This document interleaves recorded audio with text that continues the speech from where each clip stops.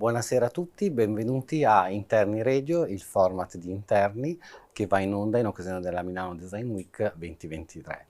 È con vero piacere che questa sera abbiamo come ospite l'architetto Isabella Genovese. Ciao a Isabella. tutti, grazie mille dell'invito. Con la quale, come sempre, faremo due chiacchiere così, parlando un po' di questa settimana un po' matta, un po' crazy. Quindi ti faccio subito una domanda che riguarda proprio la settimana del Salone del Mobile, della Design Week. Quella volta che è successo un evento particolare, una soluzione che avete dovuto cercare all'ultimo minuto per risolvere un problema imprevisto, immagino avrai degli aneddoti da raccontare. No, è successo, sono sincera, è successo in passato, un paio di volte.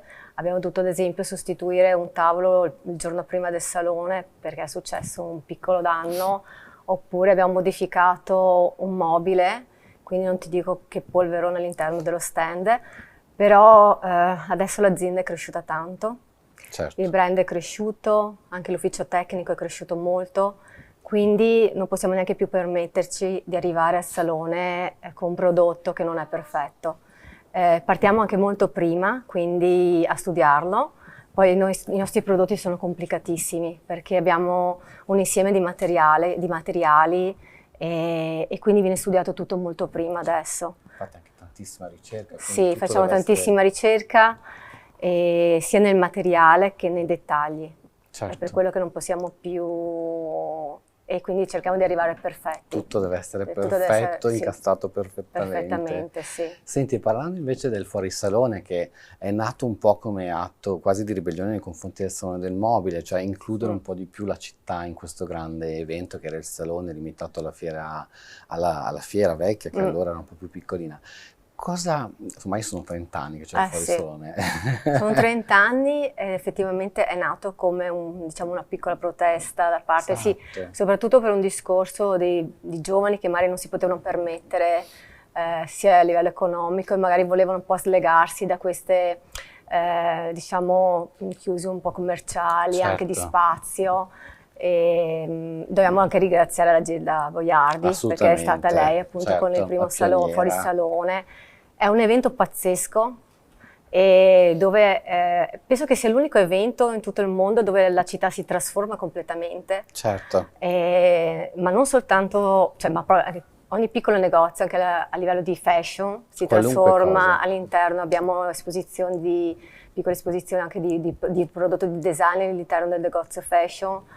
Ed è piena di stimoli, è una cosa incredibile. Infatti il fuorisalone, naturalmente il fuorisalone non può esistere senza il salone. Chiaro. Sono complementari e il salone non può esistere senza il fuorisalone, certo, devono vivere assieme e devono continuare a vivere assieme per far venire sempre più gente. Naturalmente questa settimana abbiamo visto che questi giorni è strapieno di gente, forse quello che manca un po' sono i servizi, perché magari non riescono, i servizi, parliamo anche servizi di taxi o di altre cose, perché c'è talmente tanta gente che un po' impazzisce, bisogna cercare di migliorare probabilmente questa parte qua. Certo. E la cosa interessante è che del fuorisalone che continua anche dopo, perché ci sono, non è soltanto la settimana del Design Week, anche dopo. Però anche dopo tu continui a vedere queste fantastiche installazioni e quindi porta ancora gente a venire a Milano. Ebbene, e questo è un bene. E questo è interessante, sì. I nostri clienti sono felicissimi anche di questa cosa perché possono venire anche dopo. Assolutamente, o prolungare il loro prolungare il loro soggiorno, assolutamente sì, perché poi Milano è piena di stimoli. Ci sono un sacco di cose da fare e da vedere. Sì. Senti, parlando proprio di Milano, della città di Milano, hai dei luoghi che sono a te particolarmente cari, che ti stanno a cuore, sia privatamente o legati anche proprio al lavoro? Sì, il primo non posso non dire la nostra casa, che è anche, non posso chiamarlo showroom, perché è un posto dove la gente sta bene a stare dentro. Cioè, tu arrivi in questo posto meraviglioso sia dal punto di vista architettonico che anche dal punto di vista del prodotto, perché abbiamo dei prodotti bellissimi, fighissimi, con dei materiali pazzeschi, naturali, perché facciamo sempre una ricerca pazzesca sulle pietre, questi legni fossili, E quindi la gente che viene lì si sente immersi in questo mondo e gli piace stare lì. Cioè, ho visto anche questi giorni che stanno tipo 4 ore dentro. Stanno proprio bene, stanno bene. accolti come fosse È come la se casa. fosse proprio una casa dove tu stai bene. Bellissimo. Ed è quello che vogliamo fare anche in tutti i nostri showroom, dare questa sensazione di home. Certo, assolutamente, è il modo migliore. Sì. Luxury, estremamente Sì. luxury, ma sentirsi a casa propria è Questo è, meraviglioso. diciamo, il primo posto che consiglierei. Assolutamente. E poi noi veniamo a Milano soprattutto per lavoro, Certo. quindi come posti la prima tappa è sempre la pasticceria Marchesi. Wow, sì. Giusto, buona scelta. Sì. Non soltanto per la qualità del prodotto e servizio, ma anche per il packaging, perché hanno un packaging pazzesco per quanto riguarda tutta la parte della cioccolatteria, ed è un posto... Certo. E poi interessante anche la Fondazione Prada, è un posto che visitiamo molto spesso, perché è molto creativo, rigenerante anche, anche rilassante, bello. Assolutamente. Sono posti che consiglierei a tutti da visitare, sì, assolutamente. Senti, a proposito di così abbiamo accennato la parola rilassante, sì. Cosa fai nel tempo libero? Se hai un modo particolare per ricaricarti, o magari anche nel lavoro, se hai una cosa particolare che fai per rilassarti, per essere, non so, più ricca di stimoli? Sì, noi sfruttiamo tutti i weekend a camminare nei nostri posti meravigliosi, perché noi viviamo nella zona, una delle zone più belle anche d'Italia, e siamo circondati dalle colline del Prosecco, Valdobbiadene, che è diventato anche patrimonio dell'UNESCO nel 2019, quindi ti lascio immaginare il posto, degli spazi incredibili, ci piace camminare, andare in bicicletta. Siamo anche fortunati a vivere in queste zone perché ti rilassano tantissimo. Ci piace tantissimo andare in montagna, siamo vicinissimi alle Dolomiti, un'ora di strada. Ci siete? E quindi la frequentiamo tantissimo. Frequentiamo tantissimo Cortina. Ah, Cortina, sì, fantastico. È bellissima, è rilassante perché ti fai queste camminate in questi rifugi pazzeschi con queste viste incredibili, quindi ti rilassa tantissimo e ti stacca anche un po' dal lavoro, certo, che è anche importante ogni tanto. Assolutamente. Anche se durante anche questi momenti si parla anche spesso tipo di design, o magari se ci vengono in mente delle cose, dei nuovi prodotti, no? Sì, fa parte anche perché il nostro non è un lavoro, è una passione. Assolutamente. In ogni momento quindi si cade in questa cosa.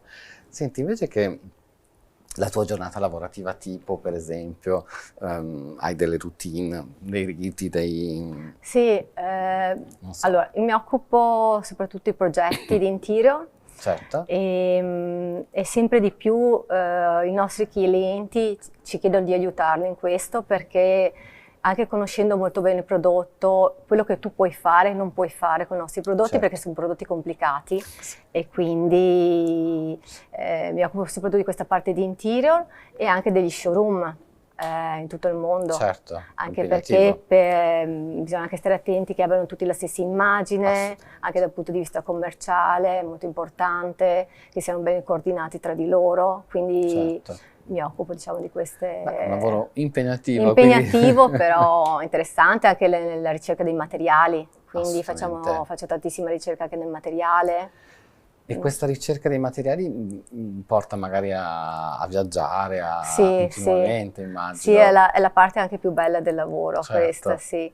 È un viaggiare sia... Noi viaggiamo tanto per lavoro, per andare a trovare i clienti. Certo. Abbiamo un rapporto, diciamo, informale con i nostri clienti, non è un rapporto formale, quindi ci piace stare con loro. E ogni volta che viaggiamo, anche per piacere, cogliamo sempre l'occasione per... diciamo, captare qualcosa di interessante, di qualche dettaglio, qualche materiale che ci potrebbe servire. Certo, è molto, qualche spunto, qualche idea che magari poi può trasformarsi, anche nei colori. No? Il viaggiare è stimolante, quindi bisogna viaggiare anche per questo tipo di lavoro. Per forza, assolutamente. E per quanto riguarda invece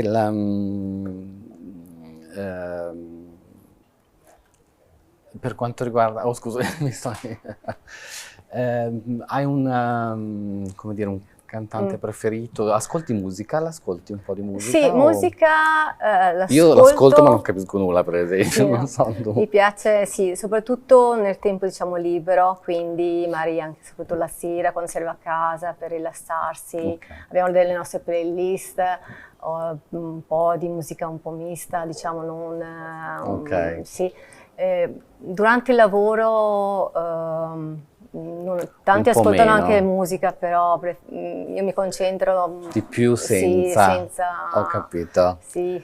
Bene. Senti, un viaggio che hai in programma eventualmente, il prossimo, Il prossimo viaggio che ci piacerebbe fare in Giappone. Oh, stupendo. Perché il Giappone, non sono mai stata in Giappone. Certo. E mi incuriosisce molto la cultura giapponese. Sono forse anche vicini cioè a livello anche di materiali, perché noi giochiamo anche tanto con i nostri materiali, con le ombre, le luci, certo. E secondo me anche quel mondo lì è molto vicino al nostro, e anche nella materialità. E questo è un viaggio che abbiamo già in programma a breve. La prossima collezione allora. Diciamo nulla. Stiamo già pensando questa settimana, già qualche pezzo nuovo, sì, ovvio, sì. Ma dopo anche questo perché è viaggio, sempre un continuo evolversi. Senti, invece il rapporto con la tecnologia, come lo vivi? Bene, diciamo che sì, siamo circondati dalla tecnologia, quindi non possiamo, cioè dobbiamo anzi stare sempre più al passo. Certo. È velocissima, quindi dobbiamo cercare di essere veloci e anche noi a starci dietro. E, diciamo che ci serve anche nel lavoro perché, a parte tutti i software che ci sono sempre più innovativi, ovvio, però certo. anche per quanto riguarda i nostri prodotti, ad esempio noi abbiamo delle lampade realizzate esclusivamente con il laser. Ah, ok. Sì, che ti scava all'interno abbiamo questa collezione di test 1, 2, 3, sì. E che non riusciresti a fare altrimenti. Quindi hai bisogno comunque di tecnologia, di macchinari sempre più supporta, evoluti che certo. ti supportano in questo. Abbiamo anche una seduta che si chiama Savannah, che è stata realizzata completamente con un software, e è una seduta pazzesca, però hai bisogno di questi strumenti, certo. Quindi bisogna sapere la tecnologia, certo. Anche in futuro, che ti può aiutare anche a capire un prodotto, come poterlo migliorare comunque. Certo. Quindi... E quindi tecnologia, per quanto riguarda invece, tecnologia mi viene a pensare, disegni ancora a mano libera, ti piace ancora? Molto poco, sì.